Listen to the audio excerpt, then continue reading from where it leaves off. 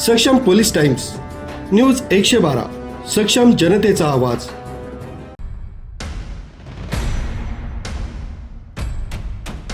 वणी सापुतारा रस्त्यावर पांडाणे गावाजवळ सोमवारी पांडाणे गावाजवळ सायंकाळी 4:30 वाजेच्या सुमारास कार आणि दुचाकीची समोरासमोर जोरदार धडक होऊन झालेल्या भीषण अपघातात दुचाकी स्वाराचा जागीच मृत्यू झाला, तर 2 जण गंभीर जखमी झाले। अपघातानंतर दुचाकीनं पेट घेतल्यानं ती पूर्णपणे जळून खाक झाली।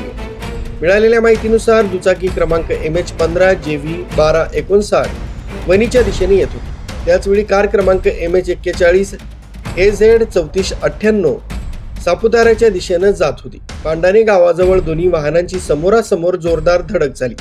धडक इतकी भीषण होती की दुचाकीस्वार मंगेश पांडू कराटे वय 49 राहणार खोबळा तालुका सुरगाणा यांचा जागीच मृत्यू झालाय। या अपघातात विजय शेखरे वय 21 आणि रेखाबाई विजय शेखरे वय 20 दोघेही राहणार खोबळा तालुका सुरगाणा हे गंभीर जखमी झाले।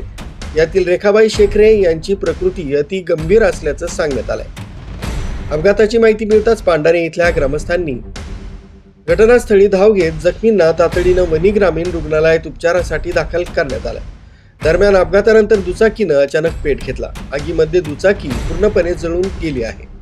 वणी ग्रामीण रुग्णालयात जखमींना आणल्यानंतर वैद्यकीय अधिकारी डॉक्टर विशाल महाले तसंच परिचारिका सविता ससाने, शैला गावित आणि रुग्णालयातील कर्मचाऱ्यांनी जखमींवर तातडीने उपचार केले। गंभीर जखमींना पुढील उपचारासाठी नाशिकला हलवण्यात आले। याबाबत वैद्यकीय पातळीवर कारवाई करण्यात आली। कार चालक तसंच कारमधील एक जखमी आहे। या अपघाताची नोंद वणी पोलीस ठाण्यात करण्यात आली असून पोलीस हवालदार वसंत साबळे पुढील तपास करीत आहेत। अपघात नेमका कशामुळे झाला याबाबत पोलिसांकडून तपास सुरू आहे। न्यूज ब्युरो सक्षम पोलीस टाइम्स न्यूज 112 वणी।